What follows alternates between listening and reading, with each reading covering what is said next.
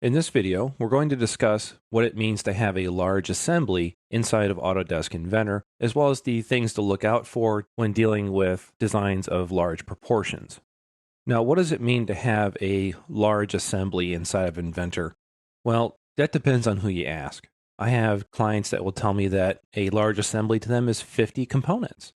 I have other people that tell me a large assembly to them is 50,000 components.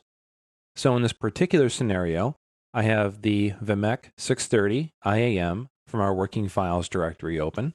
And this design currently has about 2,000 total occurrences of parts inside of it.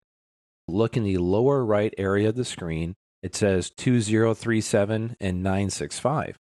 The 965 is the total amount of unique parts, but the 2037 is how many total occurrences of those parts actually exist.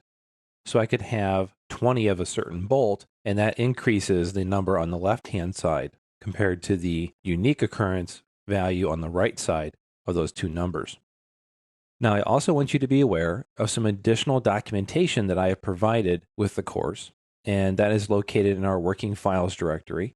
It's a PDF that talks about large assembly performance inside of the software. Now, this is a really good read.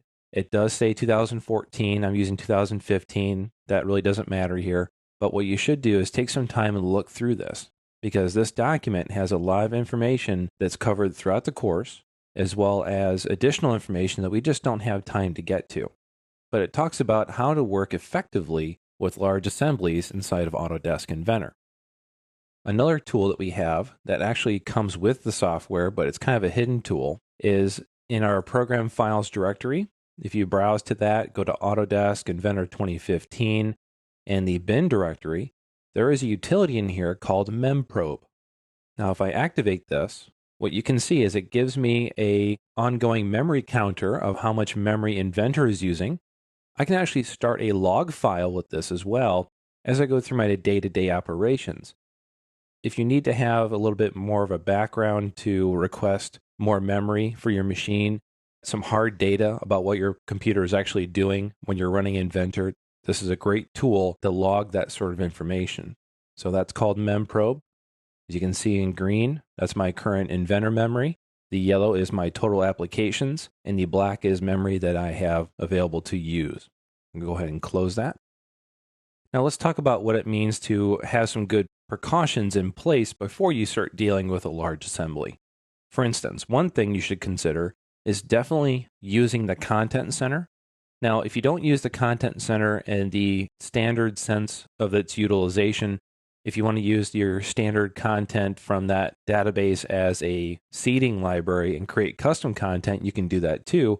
But either way, when you utilize that Content Center recipe data, you can get some really quick parts that don't have a lot of detail to them. For instance, if I zoom into the area where you would rest your foot on this unit, you can see that it has a tiny drain plate here with a lot of holes in it.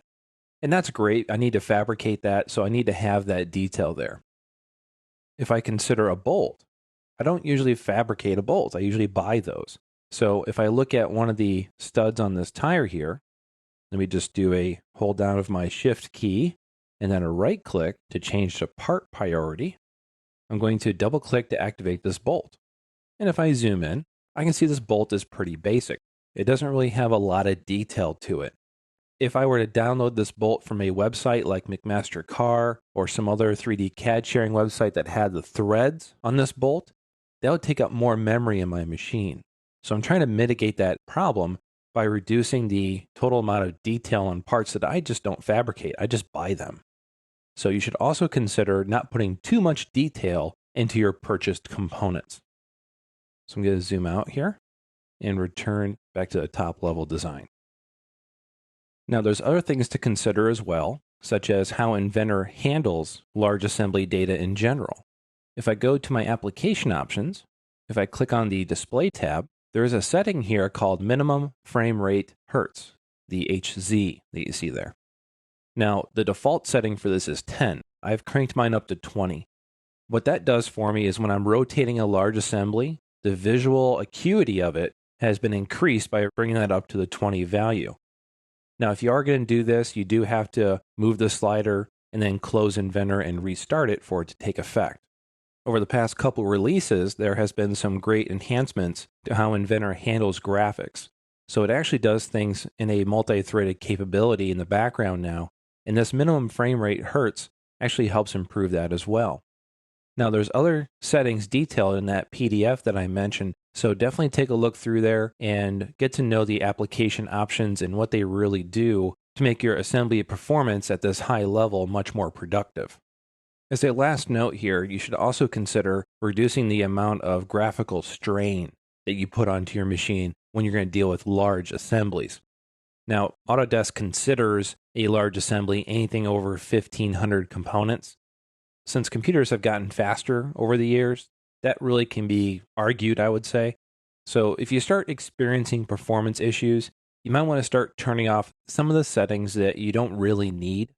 Those would be things like changing your textures to be off. If you go up to your View tab, you can turn off textures. You can also turn off your shadows if you're not using those. So if I turn on my ambient shadows, which really looks kind of cool, it actually puts a lot more strain on my graphics. So if you don't need it, turn it off. When it comes to visual styles, right next to it, you should also consider not using realistic or monochrome or illustration because they don't really help you when you're modeling and they just drag you down further. As you notice, some of these are turned off, and they're turned off for a reason, which we'll talk about in another video. But consider that if you use wireframe or wireframe with visible edges only, then that does increase your assembly performance if you can work this way.